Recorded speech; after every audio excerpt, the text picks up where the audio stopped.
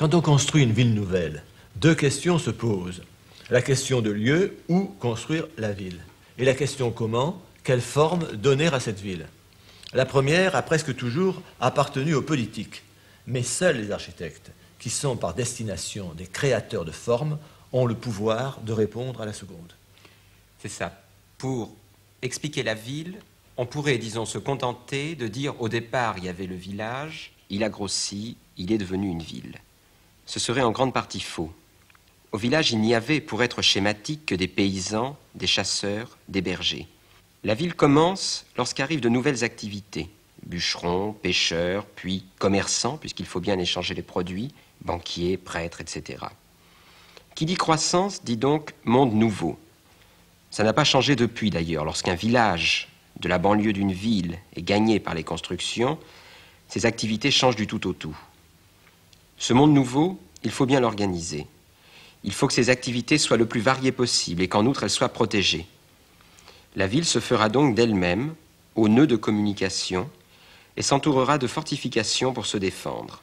Elle pourra être carrée, comme Montpazier dans le Midi qui reprend le plan des camps militaires des Bastides anglaises. Sa forme pourra même se compliquer beaucoup, comme en Italie à la Renaissance où Scamozzi dessinait des villes en forme d'étoiles, des formes qui seront d'ailleurs reprises au XVIIIe siècle en France par Vauban.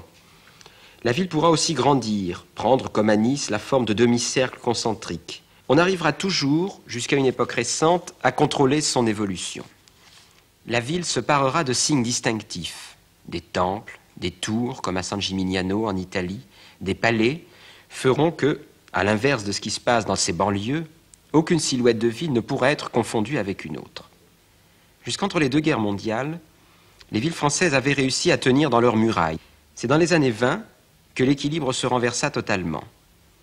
Un exemple parmi des centaines d'autres en témoigne, celui de Bobigny. En 1910, ce village de la région parisienne était un bourg de maraîchers, organisé autour de son clocher.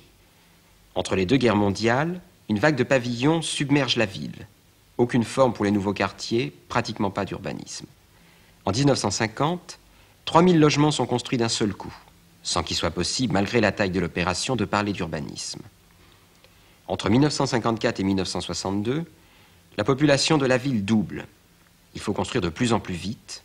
Dans la hâte, personne ne se soucie de mettre au point un cadre qui permette l'évolution de la vie des gens.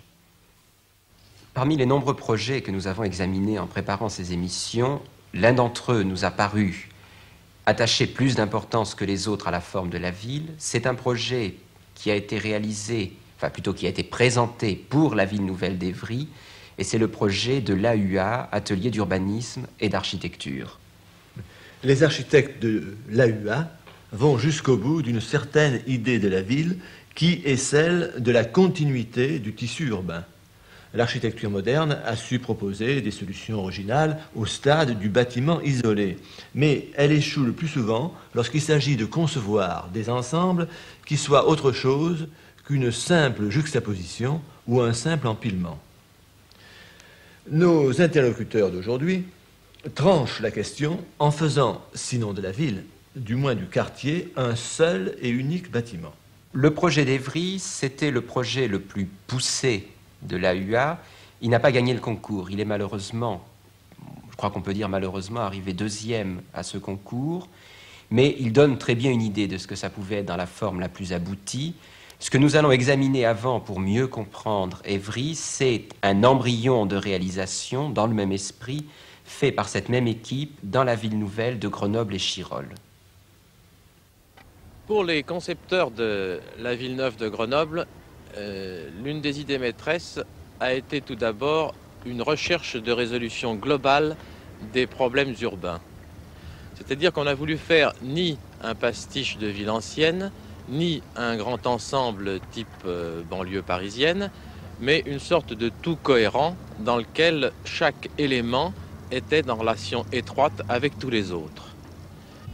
C'est ce qui nous a conduit au principe du quartier linéaire que nous avons ici, principe qui consiste à créer une sorte de bande de construction sinueuse, non orthogonale, pour une plus grande fantaisie dans les perspectives et dans la perception du quartier, bande de construction sinueuse qui varie de 6 niveaux à 15 environ. Cette bande, d'ailleurs, crée un certain nombre de criques, de façon à ce que, depuis le quartier, on n'ait jamais la perception globale d'1 kilomètre de construction sur toute la longueur. Ces criques permettent une appropriation plus facile et la création de mini-quartiers, en quelque sorte, dans le paysage. Outre ce problème de criques, il a été recherché pour le premier quartier de l'Arlequin une très forte concentration des différents équipements.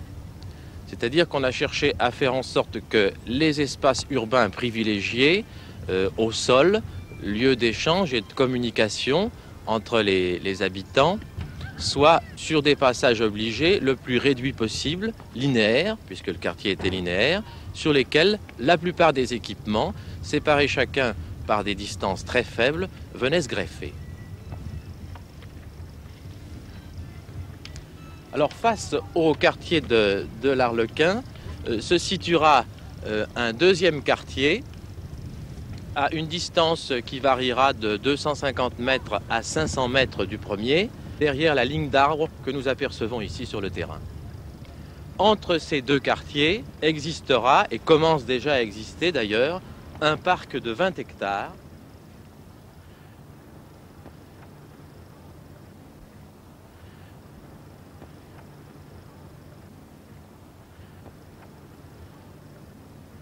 Mais dans l'espace qui vous était donné, vous auriez pu étaler toutes les habitations sur le terrain en leur donnant une faible hauteur, par exemple. Pourquoi n'avez-vous pas choisi cette solution? Parce qu'on a voulu donner le plus de chance possible à l'animation, c'est-à-dire qu'en concentrant l'habitation et en concentrant donc tous les éléments qui accompagnent l'habitation, nous donnons les meilleures chances pour qu'une animation urbaine puisse avoir lieu. Il y a aussi une autre raison, c'est que nous souhaitions qu'il y ait un rapport de vue pour chaque logement avec la montagne. Les Grenoblois sont très attachés à leur montagne et donc en concentrant les logements en certaines zones particulières, on pouvait dégager ces concentrations les unes par rapport aux autres et donner à tous les logements une vue très large sur les montagnes environnantes. La couleur permet aussi un repérage, elle permet d'individualiser, de donner une personnalité différente d'une crique à l'autre ou d'un bâtiment à l'autre. Et aussi, je crois qu'il ne faut pas se cacher que pour cette polychromie du fond, il est certain que c'est une polychromie corrective. Devant la statique du bâtiment, on a éprouvé le besoin d'introduire un élément dynamique qui était la couleur.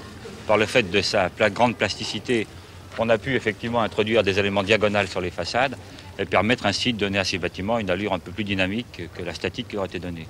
Et dans le repérage des appartements eux-mêmes, on peut, selon les tranches de couleurs auxquelles on appartient, situer son logement un peu mieux sur une façade très monoforme. Il y a un problème d'échelle aussi, c'est de permettre aux habitants de la ville neuve, à l'aide d'ailleurs des équipements qui sont en premier plan, d'accéder à l'échelle la plus haute. C'est-à-dire qu'il y a un problème d'échelle de son corps par rapport à 17 niveaux par exemple. Si on mettait brutalement en contact une personne avec 17 niveaux, il y a une perte d'échelle étonnante. Par les successions de premier plan et l'écrêtement des bâtiments, on permet d'accéder à la plus grande hauteur des bâtiments d'une manière progressive.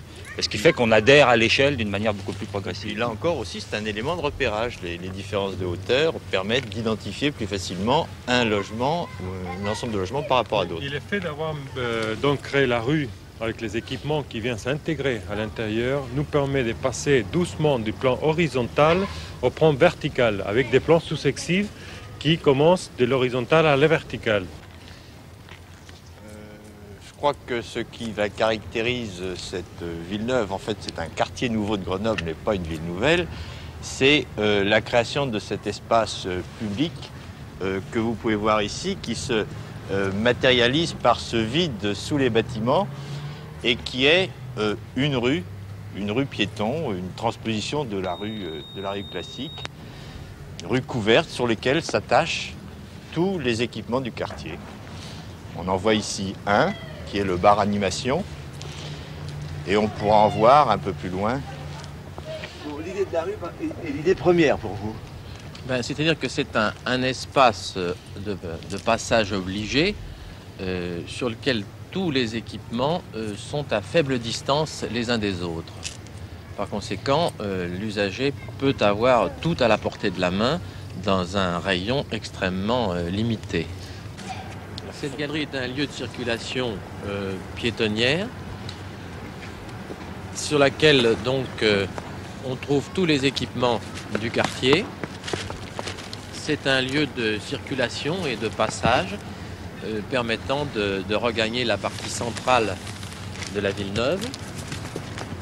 C'est en même temps un support pour toutes les indications, toutes les activités, toutes les prestations urbaines, que ce soit l'éclairage public, les problèmes de lumière, que ce soit la couleur, que ce soit les signalements, les informations urbaines nécessaires, que ce soit le mobilier urbain. La rue intérieure est une sorte de support pour tous ces éléments. Mais ce qu'on souhaitait, c'est que la rue puisse se modifier dans le temps et que notre intervention ne soit pas sacralisée, c'est-à-dire qu'elle ne soit pas figée, mais qu'au contraire, elle puisse susciter des transformations de la rue dans le temps. C'est pourquoi nous avons prévu sur la structure d'origine de la rue, c'est-à-dire sur les piliers porteurs des bâtiments, un certain nombre de réserves, de trous, de consoles qui permettent à tout moment soit d'appuyer un plancher, soit de venir mettre et de venir avec une vis et un boulon accrocher au fond toutes sortes d'équipements que le futur jugera nécessaire d'accrocher. Au fond, cette rue a une réponse actuelle, qui est une réponse qui bien sûr peut très bien se modifier dans le temps parce que tous les éléments d'attente sont présents et c'est un simple jeu de mécano qui permet au fond de transformer absolument toute la rue. Il faut imaginer que nous avions une rue qui était très encombrée à l'origine parce qu'il fallait descendre verticalement toutes les charges, tous les fluides du bâtiment. Et la rue se trouvait très encombrée de poteaux, de voiles, de murs, de gaines, etc. Et il a fallu, dans un premier temps, avant même de l'aménager cette rue, lui donner une certaine unité qui évitait, par exemple, de la découper en deux systèmes d'arcades et lui donner un caractère d'union, d'unification. Et je crois que la couleur nous a beaucoup servi pour ça. La couleur nous a servi donc à donner une unité de perception de la rue comme un espace unique et aussi à faciliter le système du repérage. C'est-à-dire que la couleur correspond à une cage de bâtiment et aussi à une cage d'escalier. Et on retrouve répertorié à tous les étages la même couleur, c'est-à-dire que cette couleur-là facilite le repérage à l'intérieur de la ville. Ce repérage se terminant bien sûr par une numérotation assez classique des cages d'escalier. Je crois qu'essentiellement un des atouts que s'est donné cette ville par rapport à d'autres, c'est l'intégration de l'ensemble des masses construites, c'est-à-dire que les équipements ne sont pas isolés d'autres équipements, mais sont totalement intégrés dans une structure de liaison qui est donc cette rue. Donc, de la rue, on participe physiquement, directement avec l'équipement. Bon. Par exemple, la maison de quartier longe la galerie de l'Arlequin sur plusieurs centaines de mètres, offrant un certain nombre de possibilités d'accès et mettant en quelque sorte en vitrine les activités qui se passent à l'intérieur, tel l'atelier d'affichage.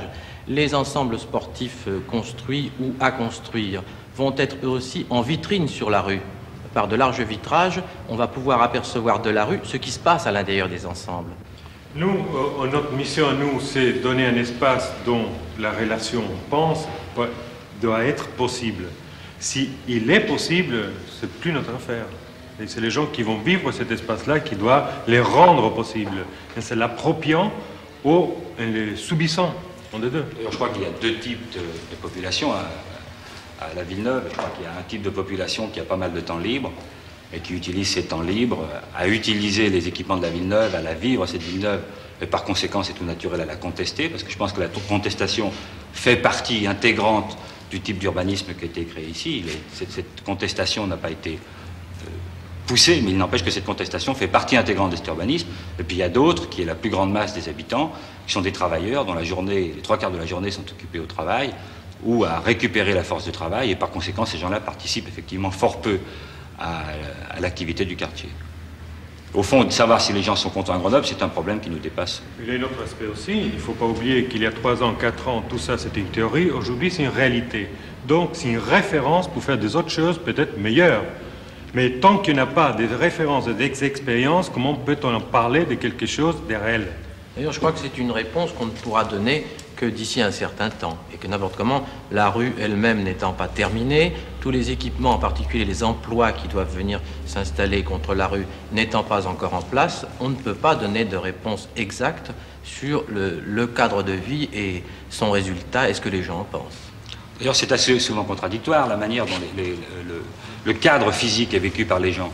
Pour ne citer qu'un exemple, il y a eu à une époque, il n'y a pas si longtemps, une très grosse poussée de la population en faveur, disons, d'une réorientation de l'organisation du parc central.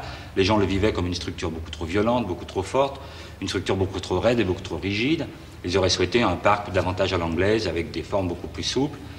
Et ils ont donc manifesté assez violemment leur désir sur l'opération. Et ils ont un jour organisé une manifestation.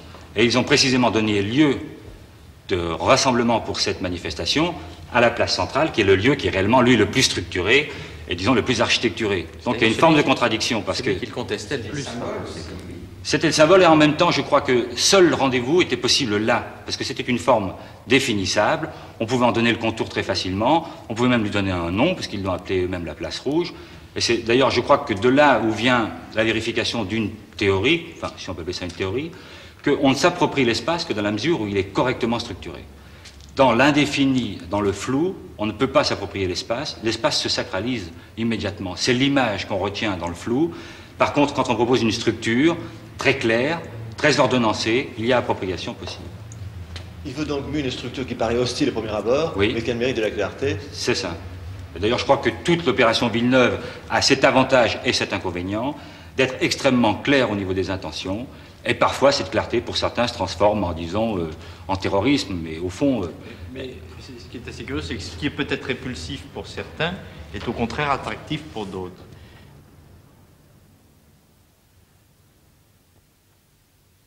Selon les termes du programme, Évry 1, premier quartier de la ville nouvelle, préfecture de l'Essonne, devait s'organiser autour d'un axe piéton et de transport en commun non polluant en forme de V.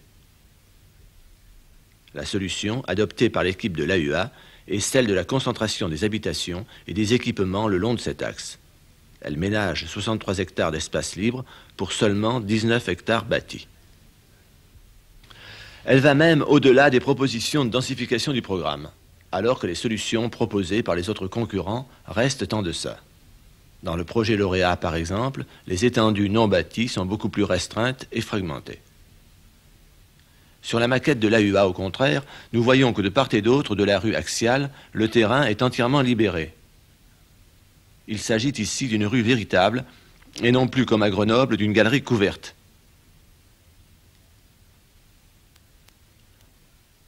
Cette rue n'a cependant guère à voir avec la rue traditionnelle. Elle se présente comme un espace à la fois intérieur et extérieur, sorte de nef mi-fermée, mi-ouverte par de vastes fenêtres urbaines, volume charnière entre tous les éléments de la ville et réceptacle de tous les déplacements.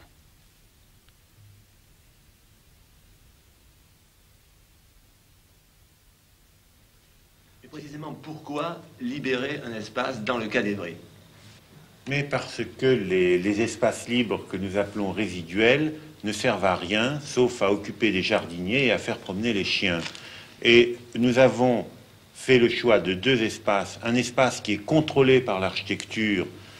Ce volume est à peu près celui des Champs-Élysées, si vous voulez, en masse. Les Champs-Élysées auraient cette largeur-ci, dans lesquels se passent des rapports entre les gens, cernés par les arêtes des bâtiments, dans lesquels le mouvement des gens, la relation des gens compte, et des espaces extérieurs qui sont à l'échelle des parcs, qui peuvent être plantés, parce qu'on sait très bien que planter 3 baliveaux dans un coin, ça ne fera jamais un bois. Et si l'on veut donner aux gens la possibilité de vivre en ville, il faut aussi leur donner par contraste la vue et la promenade, dans ce qui est convenu d'être à l'opposé de la ville, enfin qui est tout aussi domestiqué que la ville, mais fait avec d'autres matériaux, fait avec le matériau arbre, avec du matériau végétal, comme là c'est fait avec du matériau minéral. Parce que cette fragmentation des choses à l'infini, ça a un nom, ça s'appelle la banlieue. Si on pouvait louer un hélicoptère et s'envoler de cette salle, vous verriez ce que donnent ces espaces uniformément dispersés. Pour la trame urbaine, il faut savoir que nous, on est concernés aussi par deux problèmes qui sont pour nous indissociables. Le premier, c'est la densité. Le deuxième, c'est l'activité produite, induite par cette densité, sans lesquelles on ne peut pas avoir une trame dite urbaine. On peut avoir une trame, disons, abstraite sur laquelle s'intègrent les équipements. Mais que signifie exactement densité dans ce cas-là?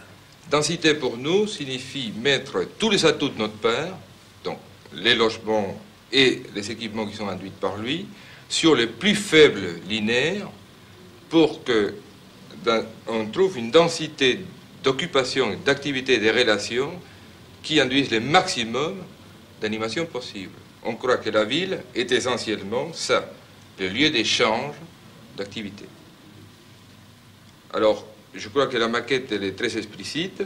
On est allé dans la linéarité parce qu'elle nous semble être, faute de connaître toutes les conséquences urbaines d'aujourd'hui. La ville, historiquement, s'était toujours installée sur un axe des communications. Ici, à la base, il y avait un transport en commun sur site propre. On s'est embobiné autour de lui et on essayait de mettre tous les programmes autour de lui. Que cette solution-là dégage ou pas des espaces verts, qui est un avantage en plus du problème, ne signifie pas que même si on ne dégageait pas d'espace libre, la solution serait adoptée la même. On croit qu'uniquement à travers la densité, la concentration et toute une série de situations spatiales qui se créent par cette notion-là, qu'une vie urbaine peut s'installer avec ses conséquences. Donc ce qui vous intéresse plus, c'est de concentrer plutôt que de libérer, en fin de compte. Voilà. Oui, mais alors à ce moment-là, le côté linéaire est-il valable dans tous les cas, ou bien uniquement dans le cas des prix? Elle est très valable dans ce cas-ci, parce que le programme fixait le tracé du projet par le tracé de la ligne de transport en commun. Et le dessin du projet était donné dans le programme. Que ce dessin a été brouillé par les autres concurrents qui se sont ramenés à des images plus pittoresques, c'est possible, mais nous, notre désir, indépendamment de tout ce qui a déjà été dit, c'était également de faire sentir des échelles de lecture de ce projet. On ne peut pas faire une ville, on ne peut pas faire un quartier en agglomérant, en juxtaposant des logements. Une ville n'est pas faite comme l'intérieur d'une boîte de petits pois. Il y a des carrefours, il y a des perspectives, il y a des dômes, il y a des églises, il y a des tas de choses qui repèrent l'espace. Et c'est ce qui existe dans ce projet. Oui, mais dans ce projet, on a l'impression, au premier abord, d'un village construit le long d'une route. C'est pas ça pour vous? Ah, c'est aussi ça. D'une certaine façon, oui. Qu'est-ce que c'est qu'une rue? Et on a sans cesse des références avec les rues traditionnelles de nos villes, quand on parle d'architecture urbaine. Qu'est-ce que c'est qu'une rue, si ce n'est effectivement une concentration de logements le long d'une voie? Et cette voie, elle ne peut plus être une voie automobile pour toutes les nuisances qu'elle apporte, et nous le savons, mais elle peut se retrouver de cette façon linéaire, parce que en fait le linéaire, ce n'est pas un but, c'est pas un objet en soi, c'est un moyen de résoudre ce problème de l'animation urbaine. Mais le linéaire vaut pour une petite ville ou pour un village, pour un bourg. Est-ce que ça vaut pour une ville plus grande? Bon, je crois que là, c'est réellement la vraie question. Si on imagine la distance qui existe entre les deux petites gares qu'on a ici, on peut imaginer que c'est de l'ordre de 300 à 350 mètres, 5 minutes à pied. Donc on pose réellement un problème qui est à l'échelle d'un homme qui marche, qui flâne sur un espace de temps assez court. On imagine mal une ville, disons, d'une population 10 fois supérieure, rester sur la même longueur avec un même traitement sans lui donner des variations d'animation. Je crois que ça existe quand même. Ça existe. Saint-Étienne, par exemple, est une ville extrêmement animée et qui est quand même construite sur une seule rue. Il n'y a qu'une rue à Saint-Étienne. Oui, mais ça tient aussi au site particulier de Saint-Étienne. Et là, enfin, il faut le redire, cette réponse-là, même si elle appartient à une famille de réponses que l'on a développées, soit à Grenoble... Il nous appuie. Saint-Étienne, ça existe, oui. Merci. Oui. Et je disais tout à l'heure 5 minutes pour expliquer qu'il là, on court aucun risque, qu'on savait que 5 minutes, on les a bien réussi. Il n'y a aucun risque ici. Il y a une variété énorme sur un parcours qui ne dépasse pas 5 minutes. Vous dites Saint-Étienne, ça marche, on fait 20 minutes, bon, ça y est, tant mieux. C'est vrai que Saint-Étienne a des équipements de caractère régional qu'on ne peut pas accueillir ici à l'intérieur, mais il ne faut pas oublier que cette rue-là amène au centre culturel d'Evry d'un côté et à une zone de l'autre qui va être les centres de l'automobile avec un grand centre commercial. C'est-à-dire cette linéarité-là aussi est une linéarité qui est commandée par des pôles. Ce n'est pas une linéarité gratuite. Alors, le premier impératif de l'organisation de l'espace, ça serait donc la circulation, pour vous. C'est pas exactement ça. Non, non, non.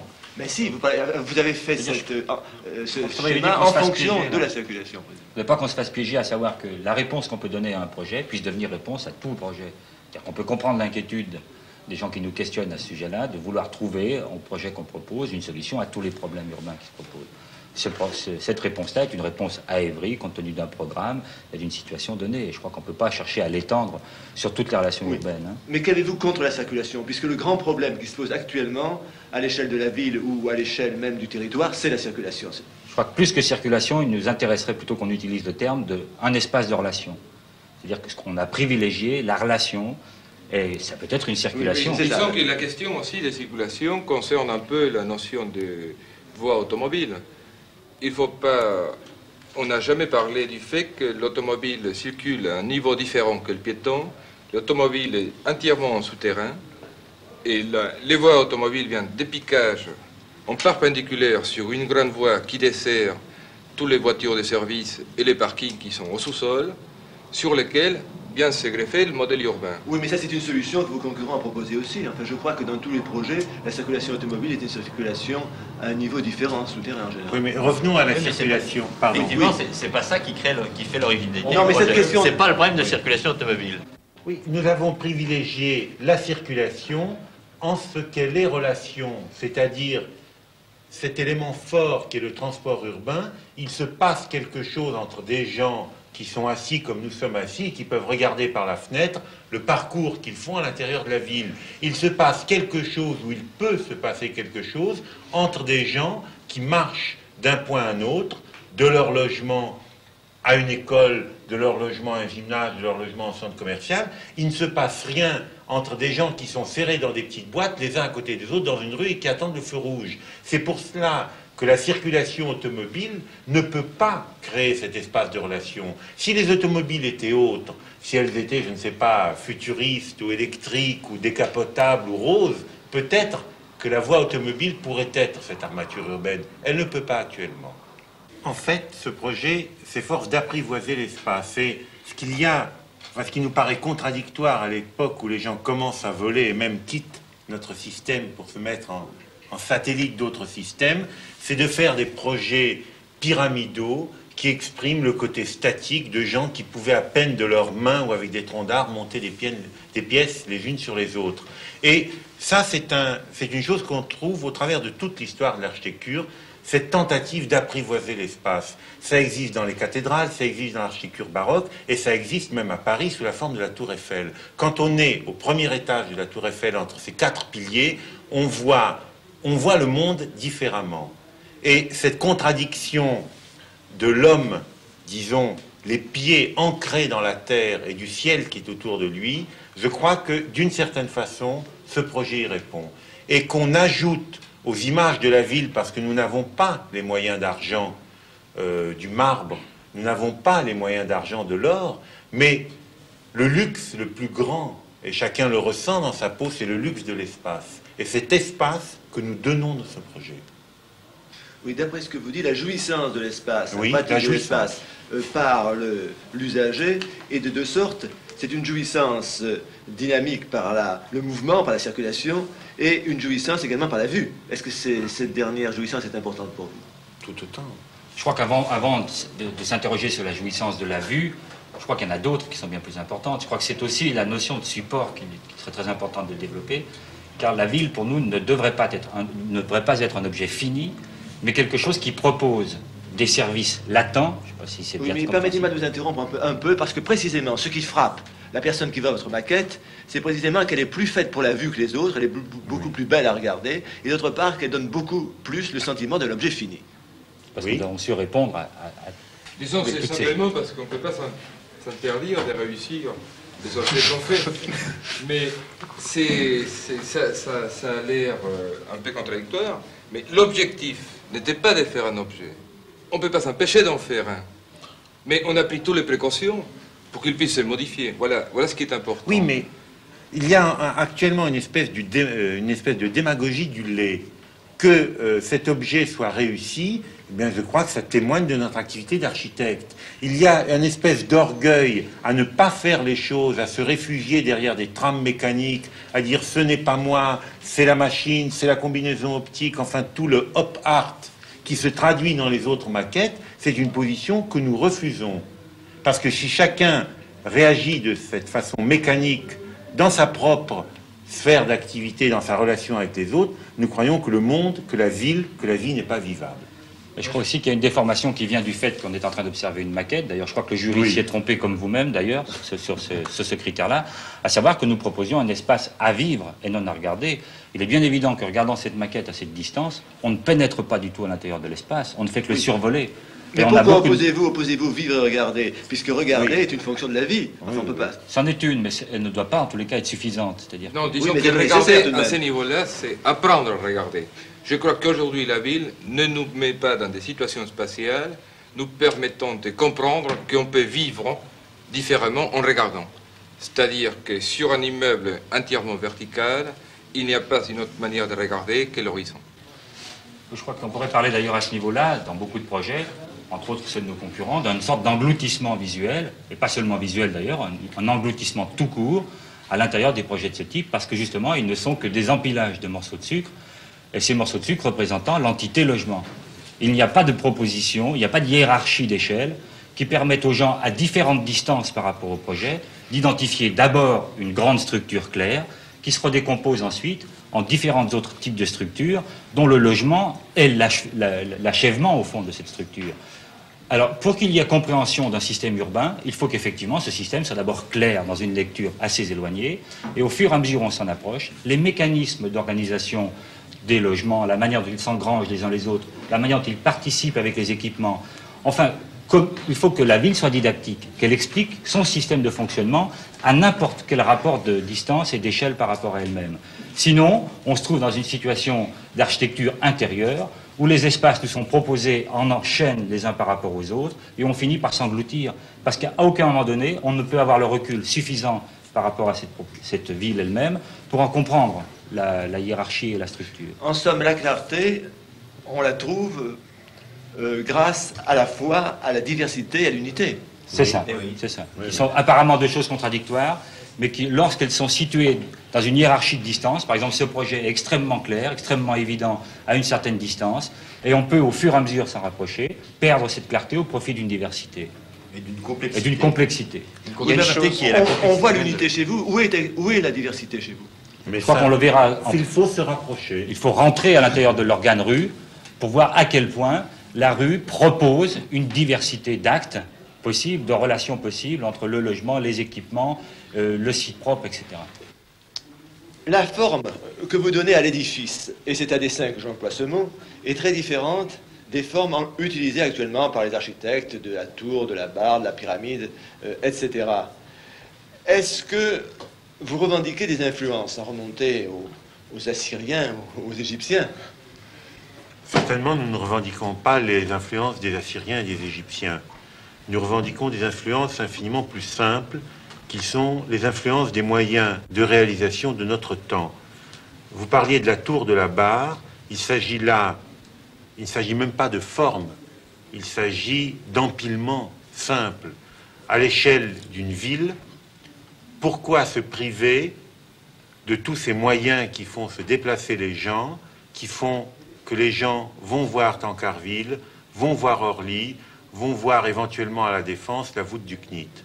Et ces deux échelles de lecture, ces deux échelles de moyens de réalisation existent dans notre projet. Quand nous faisons ces ponts, ces pylônes, ces plans inclinés, ces fenêtres urbaines, nous parlons à la fois à l'échelle des moyens de notre siècle et nous parlons à la fois le langage du logement, du petit logement, avec une terrasse, un balcon, une fenêtre. Mais on ne peut pas privilégier un langage par rapport à l'autre. Les influences, elles existent, elles sont certaines, en particulier celle de Santélia. Mais quelle est l'influence profonde de Santélia par rapport à nous? C'est un des premiers architectes qui, frappé par les usines hydroélectriques, les barrages, a essayé de transcrire dans un langage de ville l'émotion qu'il ressentait devant ces nouvelles masses. Quelle année, oui, En 19... Enfin, avant la guerre de 14, puisqu'il a été tué au début de la guerre de 14. C'était un futuriste italien. C'était un futuriste italien. Les logements, on peut les retrouver dans plusieurs situations spatiales. On a des logements simplement verticaux qui ont une représentation d'empilement conventionnel, mais donc leur fonction, c'est plutôt de repérer, de marquer, disons, une trame appropriable entre secteurs. On a des logements qui ont une fonction par rapport à l'espace beaucoup plus grande, c'est-à-dire se trouver en surplomb, donc agir directement sur l'espace. Je vous interromps une seconde. Vous dites les éléments verticaux, ce sont des logements aussi? C'est des logements aussi, oui. Bon. Mais alors comment choisira-t-on, l'usager choisira-t-il entre les verticaux et les autres? Est-ce qu'il ne préférera pas ceux qui sont obliques plutôt que les verticaux? Disons qu'on ne peut pas tout faire. Il y a une notion de complémentarité, c'est-à-dire que la notion de bâtiment oblique est une notion qui joue un rôle dans cet espace. Elle nous force, si tout était oblique, on reviendrait sur une notion d'absence de complexité dans la rue. Oui, mais comment cette complexité sera-t-elle saisie par celui qui habite, ou bien l'oblique, ou bien le vertical? Ou encore cet autre oblique qui sont des logements, si vous voulez, presque individuels, étagés. Mais je crois qu'il faut revenir à cette notion de complexité, parce qu'au fond, vous dites, pourquoi tous les logements ne sont pas obliques? Et si nous faisions tous les logements obliques, vous diriez, mais ceci ressemble à l'avant d'un bulldozer, à un brise-lame.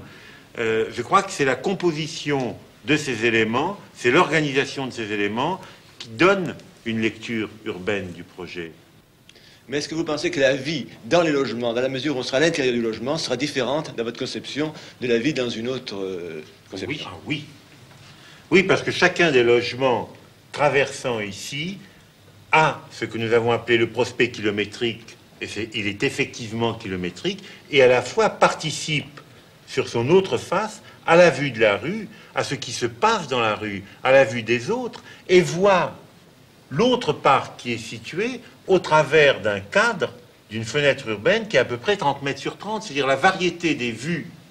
Oui, je dirais par exemple une comparaison à une rue traditionnelle. Qu'est-ce qui se passe par exemple au 7e arrondissement à Paris? On prend la rue, il y a une façade rue. Et de l'autre côté, c'est le mystère. Or, il y a des espaces verts très importants. Ici, c'est le contraire. L'intérieur, c'est les phénomènes urbains. Et l'extérieur, c'est les parcs pour tout le monde. Donc la vie, forcément, est différente. Mais est-ce que vous pensez que la vue sur la rue sera une vue intéressante, étant donné que c'est une vue en surplomb? Je crois qu'encore une fois, on ramène tout à la notion de vue, comme si la vie était liée à un problème de perception. Ah non, mais la vue est importante. Enfin, pour quelqu'un qui est dans un appartement, tout de même, la vue, c'est tout de même une chose... Je ne veux pas dire que la vue, c'est un élément de relation qui existe et qu'on a recherché. Bon, bien sûr, mais là, on crée une relation, et notamment visuelle, du côté de l'espace urbain, et on libère une vue dégagée. Je m'étonne qu'un homme de cinéma nous pose des problèmes sur le surplomb, alors qu'il est certain que la relation de surplomb par rapport à quelqu'un, le seul fait de monter sur une table, le seul fait pour un acteur d'être un peu rehaussé par rapport à des spectateurs, crée des sentiments et des sensations tout autres. Et je ne vois pas pourquoi on priverait les gens de ce sentiment de l'espace aussi, puisqu'ils ont la possibilité d'avoir d'autres sentiments de l'espace. Automatiquement, l'oblique permet, ce qui est décrochement à l'envers ici, permet automatiquement des terrasses de l'autre côté.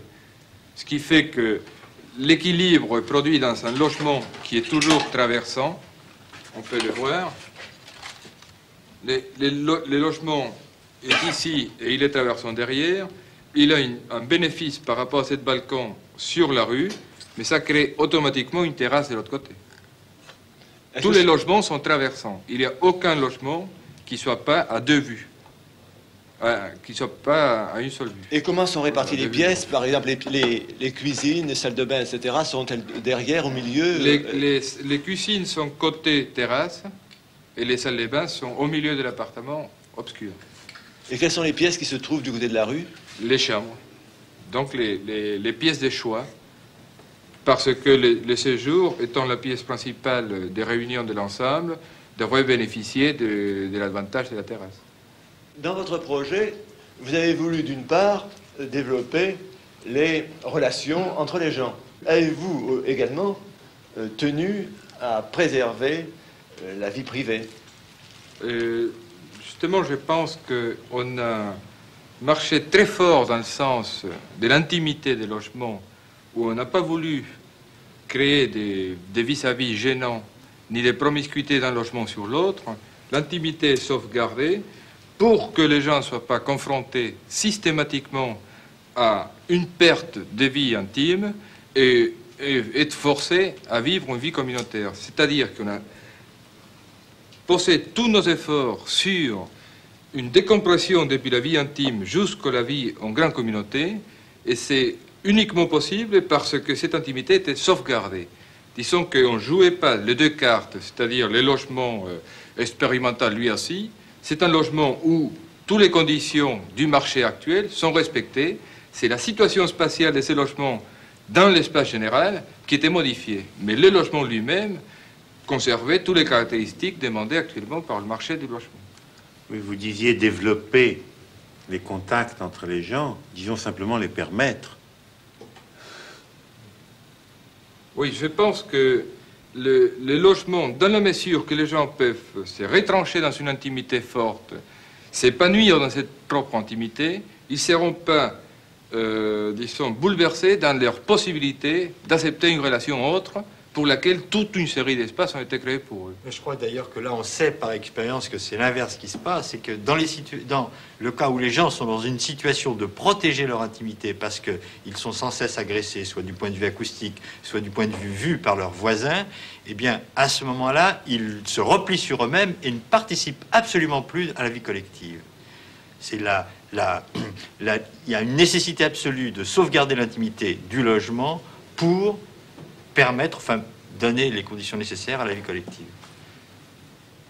Disons qu'on peut dire qu'il y a promiscuité spatiale, mais il n'y en a pas promiscuité de logement.